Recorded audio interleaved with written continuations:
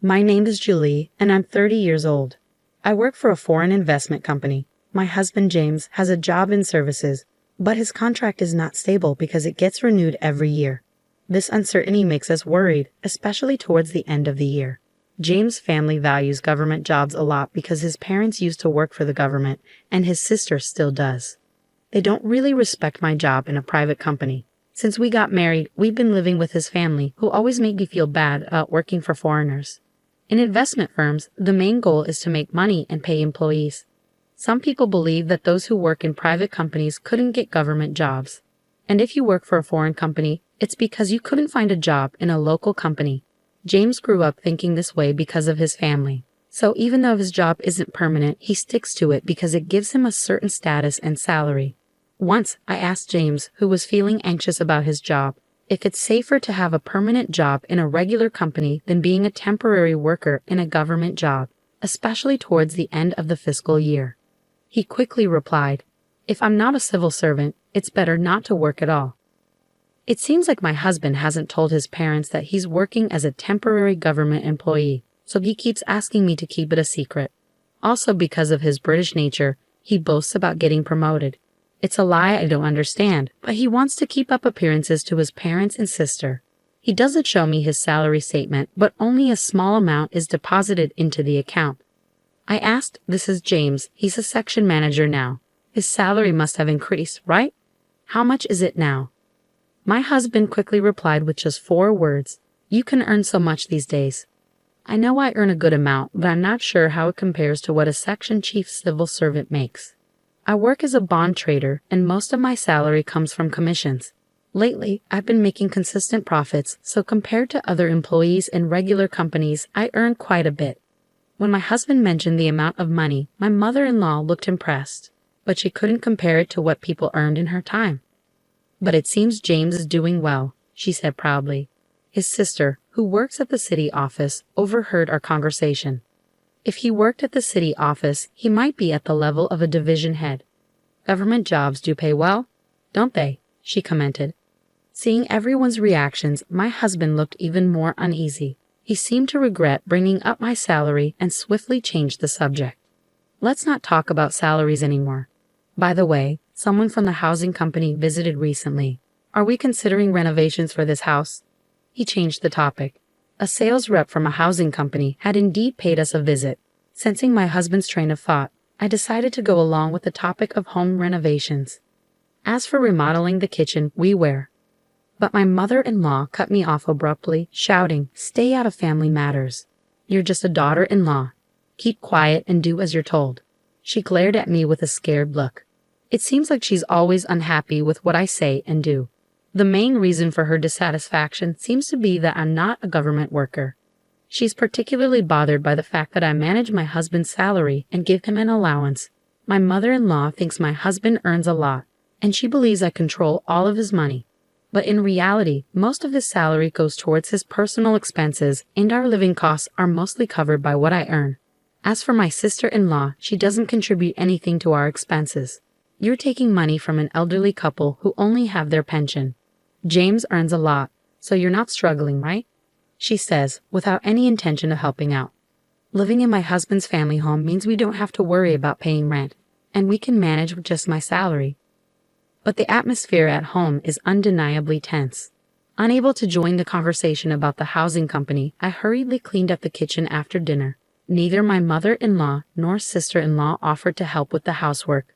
After finishing my job, I rushed back home to cook, clean, and do laundry without a break. One good thing about working for a foreign company is that I don't have to work overtime as long as I do my job well. Being able to leave work on time is a relief. It helps me keep my work and personal life separate, and I don't have to bring work home, which is a big advantage. On his days off, my husband works on his computer at home. I worry if it's okay for him to bring work home and do it there. When I tried to ask him about it, he said, "I can't work overtime, and if I don't finish on time, I get in trouble." "Don't worry about it. It's not your concern." Ironically, I was the one being scolded. Lately, my husband has been in a bad mood, and he gets angry as soon as I try to talk to him. He even yelled at me when I asked about the housing issue. "It's none of your business. Didn't Mom tell you that already?" Just follow the rules. That's all you need to do.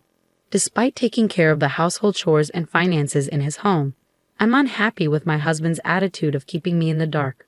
One day, someone from a home building company came to my in-laws' house with a computer.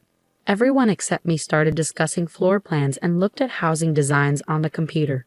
When I tried to see what they were doing while having tea, she yelled at me, "You don't need to see this. Go away." I was surprised to learn that they were planning to build a new house instead of renovating the current one. My father-in-law had mentioned expanding the house because it was getting cramped. It seems that's what they're actually planning. My in-laws, who retired from their government jobs, have a lump sum of retirement money. I guess they intend to use that money to build a new house. And since I moved in, they've been living on their pension without paying any living expenses, so they should have plenty of money. I decided to distance myself from the situation. What worries me is whether my sister-in-law plans to live in the new house too. She's 28 years old and could get married, but there's been no talk of that, so I assume she'll be living in the new house. I dislike her as much as I do my mother-in-law because she never helps with any chores and is always complaining. I wish she would get married soon, but my father-in-law told the home builder, my daughter and her husband, my son, and us. Can we add another room? I want a house where all three households can live together. It was surprising to hear that my sister-in-law's husband might also live with us. But what's more surprising is that it's not about my son's family, but just my son. I was shocked that I wasn't included. The house they're planning to build is supposed to be quite big, but even so, the current site won't fit three households comfortably. Since my in-laws and sister-in-law are the ones building the house, I can't say anything, but I think keeping it clean will be a challenge. The man went out to see the model room and the construction site later. You stay out of this, it's none of your business, my mother-in-law said spitefully. She probably expected me to argue back. She gave me a disapproving look when I didn't. It seems that the housing construction is moving forward. I'm not being told anything, but my in-laws and sister-in-law are getting ready for the move. Seeing my husband not doing anything, I asked, "Aren't you going to help with the move?" "Why should I? Aren't you the one handling it?" My husband got angry when he heard me speaking as if it were someone else's responsibility. I'm confused why he's getting mad when I don't even know when or where we're moving. Later on, whenever I had time, I started preparing for the move, but I packed our belongings separately. I was tired of my mother-in-law's attitude, and I was also feeling suspicious about my husband because of the new house. "When are we moving?" I asked my husband to confirm. "Just get ready. You don't need to know." "That's it," he replied. From conversations during meals, I gathered that the move was probably happening soon. But strangely, they're not telling me anything. Do they see me just as a housemate? I only found out about the move when the movers arrived. As I rushed, we started cleaning up the breakfast dishes. "Leave them. We'll buy new ones." "By the way, do you plan to move into the new house with us?" my mother-in-law asked. In that moment, I realized they were purposely excluding me from discussions of the new house's layout, and keeping me in the dark about the moving day was all part of their plan to kick me out of my in-laws' house.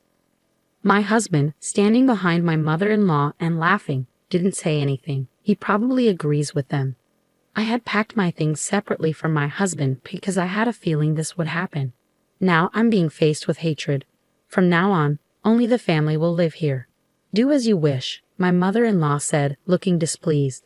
My sister-in-law, looking worried, probably thought I begged to come with them while crying. Not happy with my reaction, my mother-in-law snapped. "Anyone who relies on someone else's earnings should leave now. James will build the new house and pay off the loan with his salary. We don't need a freeloader," she yelled angrily. I was actually the one planning to leave. When I heard about the mortgage repayment coming from my husband's salary, I had to hold back my laughter. It seemed my husband hadn't been informed by his mother about this plan. He looked surprised but realized he couldn't contradict his angry mother, so he just remained silent. It seemed his parents believed they wouldn't need to use their retirement money, and instead their son would pay off the loan and build a new house. I found it intriguing how they planned to handle the loan repayment, so I informed them with a smile, "Got it. I've decided to proceed with divorcing James." So I told them, "You all go ahead and move to the new house." My mother-in-law didn't like my reaction and started shouting, but my father-in-law and sister-in-law pulled her away, and they left the house. To my husband, who stayed behind, I said, "We'll bring the divorce papers later, so please give me your new address. I'm sure it's a splendid house. Since I haven't been informed at all, I'd like to see it." Reluctantly, my husband gave me the address.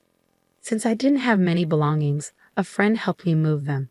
Then, I changed all the public utility bills for my in-laws' house to my husband's name.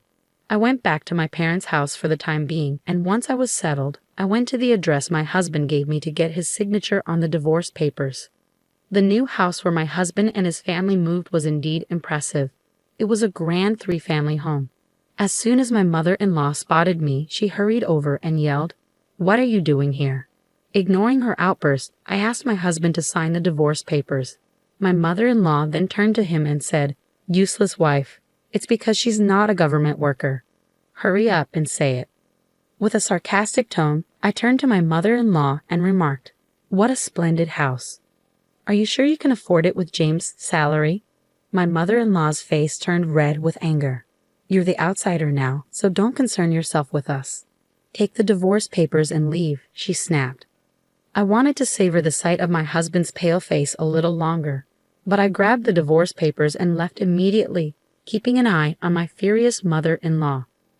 I went straight to the town hall to submit the papers and decided to start looking for a new place for myself. Feeling worn out from married life after that ordeal, I opted to live alone in a small apartment for a while. I found a property near my workplace that suited my needs, so I moved in right away and started afresh.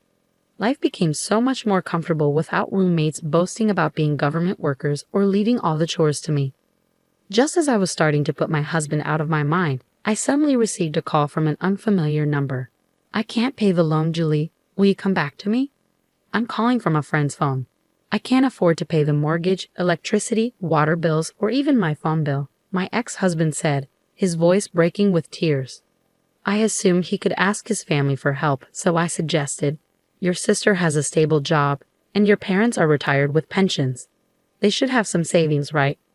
When I dismissed his plea, my husband reluctantly confessed, "Actually, they don't have any savings left. My sister has debts and no extra money."